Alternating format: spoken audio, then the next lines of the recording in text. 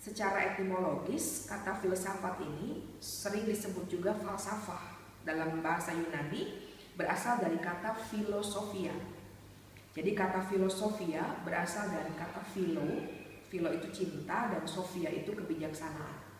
Kalau coba digabungkan, maka kata filsafat atau yang sering disebut falsafah dari kata Yunani ini kurang lebih bermakna cinta pada kebijaksanaan. Nah, kaitannya dengan itu, maka kata filosofi yang berasal dari bahasa Belanda kemudian masuk dan dikenal di Indonesia. Nah, bentuk terakhir ini lebih mirip dengan aslinya, filosofi. Dalam bahasa Indonesia, seseorang yang mendalami bidang filsafat itu sering disebut dengan filsuf. Nah, dari Wikipedia, filsafat bicara soal studi tentang seluruh fenomena kehidupan dan pemikiran manusia secara kritis, dan dijabarkan dalam konsep yang mendasar. Filsafat tidak didalami dengan melakukan eksperimen ataupun percobaan-percobaan, tetapi filsafat didalami dengan mengutarakan sebuah masalah secara persis, mencari solusi untuk itu, dan memberikan argumentasi juga alasan yang tepat untuk solusi tertentu. Untuk studi falsafi itu mutlak diperlukan dua hal, yaitu logika berpikir dan logika berbahasa. Oleh karena itu, studi filsafat itu satu studi yang tidak mudah, karena perlu logika berpikir dan logika bahasa.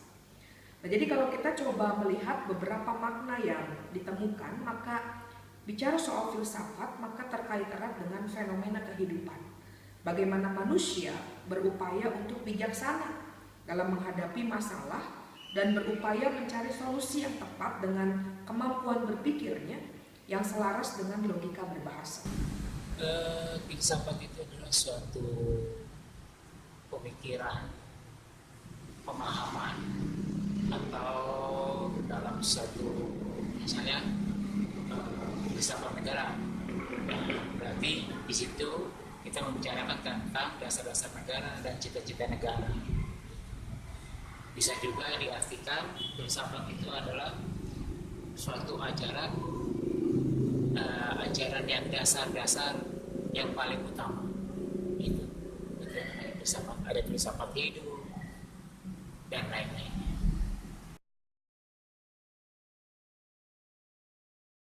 Tentu saja ada, hubungan itu sangat jelas ada. Kenapa? Karena Pancasila adalah dasar negara Indonesia. Kalau menengok sejarah panjang kehidupan berbangsa dan bertanah air, Pancasila ditetapkan sebagai dasar negara pada sidang PPKI, Panitia Persiapan Kemerdekaan Indonesia, tanggal 18 Agustus tahun 45. Nah, sebagai dasar negara, Pancasila memuat pokok-pokok pikiran yang luhur dan sesuai dengan kepribadian bangsa. Pancasila harus menjadi fondasi atau landasan dasar dalam merumuskan setiap produk perundangan maupun etika moral yang akan diberlakukan bagi bangsa. Nah, dalam rumusan Pancasila sebagai dasar negara, sila pertama kita dengan jelas menyebutkan bahwa Indonesia adalah negara yang berketuhanan yang Maha Esa. Jadi Indonesia meyakini bahwa setiap masyarakat Indonesia itu memeluk satu agama atau keyakinan dan menjalankan hidup agama itu dalam ibadah mereka setiap hari.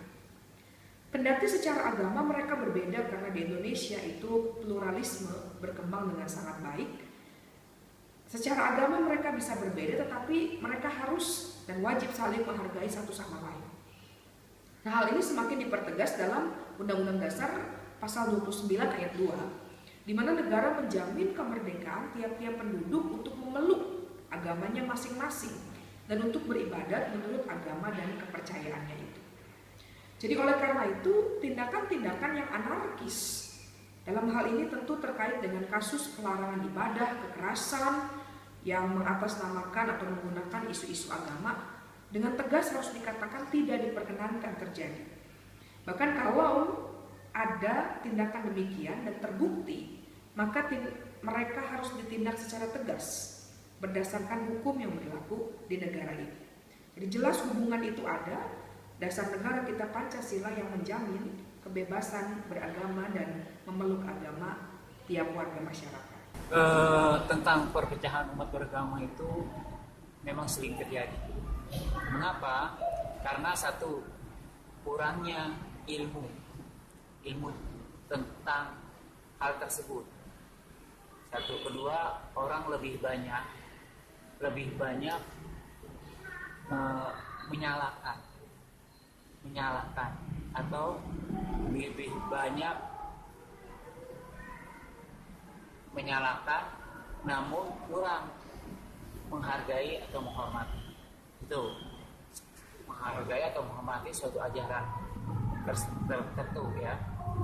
Yang ketiga, mereka lebih banyak berpikir dengan ego atau emosi, tidak berpikir dengan logika atau dengan hati, sehingga banyak pemahaman atau kebencian dari orang tersebut. Seharusnya tidak kebencian yang ditampilkan, tapi rasa menghormati dan menghargai. Itu ya. Jadi ada beberapa faktor, 3. Misalnya pertama adalah kurangnya ilmu seseorang tersebut tentang yang dibicarakan itu. Yang kedua, mereka lebih banyak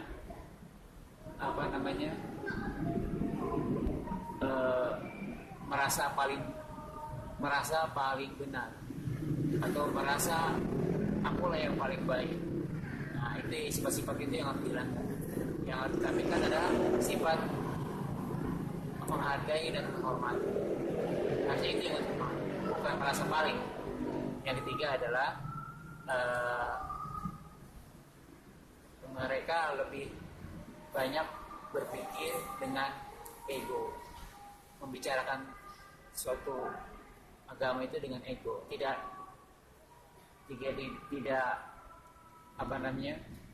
melakukannya dengan hati atau pemikiran yang baik gitu.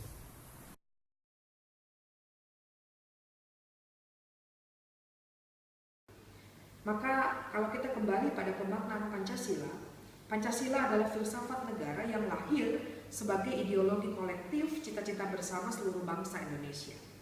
Pancasila dapat dikatakan sebagai filsafat karena Pancasila adalah hasil perenungan jiwa yang mendalam yang dilakukan pada masa lampau oleh para tokoh bangsa yang tentu saja namanya dan karyanya masih melekat sampai saat ini. Dan apa yang menjadi perenungan itu kemudian dituangkan dalam satu sistem yang tepat, itulah yang kita kenal dengan Pancasila. Nah, inti esensi sila-sila dalam Pancasila kalau kita mengingat kembali tentu saja yang pertama bicara soal ketuhanan yang Maha Esa. Jadi Tuhan yang berarti bahwa ia adalah causa prima, penyebab utama dalam kehidupan manusia.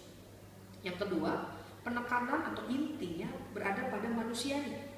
Berarti bahwa manusia adalah makhluk individu dan makhluk sosial yang tentu saja harus menghargai satu sama lain, dan oleh karena itu sila kedua bicara soal kemanusiaan bagi bangsa, kemanusiaan yang adil dan beradab. Yang ketiga adalah bicara soal persatuan. Itu berarti kesatuan menempati hal yang utama dalam kehidupan berbangsa dan bernegara. Lalu yang keempat, rakyat.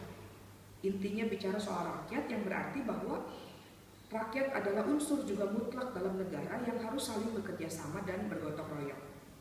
Dan yang kelima, adil, yang berarti memberikan keadilan kepada diri sendiri dan orang lain yang menjadi hak. Nah, itulah filsafat Pancasila memberikan fokus pada kehidupan bangsa dan negara yang diharapkan bisa adil, makmur, dan sentosa.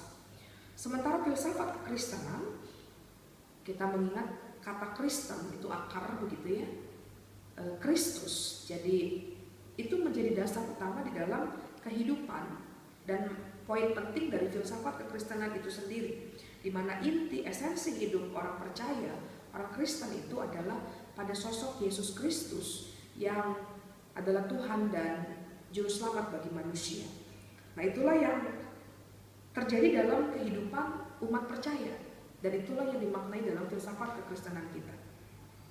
Jadi tentu saja masing-masing punya keunikan dan masing-masing ada hal yang kalau filsafat Pancasila adalah suatu rumusan atau prinsip-prinsip pemikiran yang dibuat oleh manusia.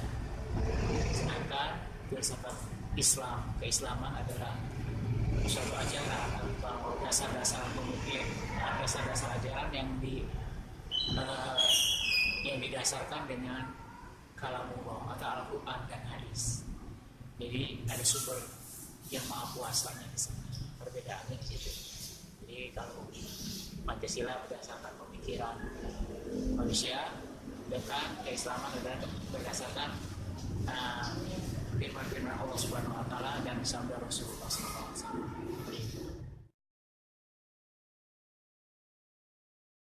Maka dapat dikatakan bahwa kesamaan itu adalah keduanya merupakan dasar dalam hidup manusia. Jadi kalau filsafat Pancasila adalah dasar negara yang menjadi pedoman dalam hidup bangsa dan negara. Pengamalan Pancasila haruslah diterapkan dalam keseharian hidup manusia, setiap kita warga masyarakat. Sementara filsafat kekristenan juga adalah dasar dalam hidup manusia, secara khusus orang percaya kepada Kristus. Filsafat kekristenan memberikan sentral kepada Yesus, hidup, karya, dan pelayanannya adalah dasar iman dalam hidup seorang Kristiani. Oleh karena itu, keduanya sejajar karena bicara soal dasar, fondasi dalam masing-masing. Yang pertama bagi orang Kristen, lalu yang kedua bagi warga masyarakat. Persamaannya adalah tujuannya adalah untuk mengangkat derajat manusia atau untuk memuliakan manusia itu sendiri, atau sama-sama untuk menjadikan manusia yang baik. Tujuan itu sama-sama seperti itu. Namun ada kelemahan dari filsafat Pancasila itu. Apa artinya? Dia kadang-kadang bisa berubah sebagaimana perkembangan kebudayaan sosial di suatu negara tersebut, katakan itu bisa semakin lama semakin tidak pas. Tapi kalau filsafat Islam, dia akan relevan, akan ini terus, akan sesuai dengan fitrah manusia itu sendiri. Gitu. Kalau yang dari Pancasila biasanya semakin lama semakin berubah dan tidak relevan lagi. Bisa jadi seperti itu. Kalau filsafat Islam, dia akan up to date terus, cocok terus sampai kapan. Gitu. Saya kira seperti itu.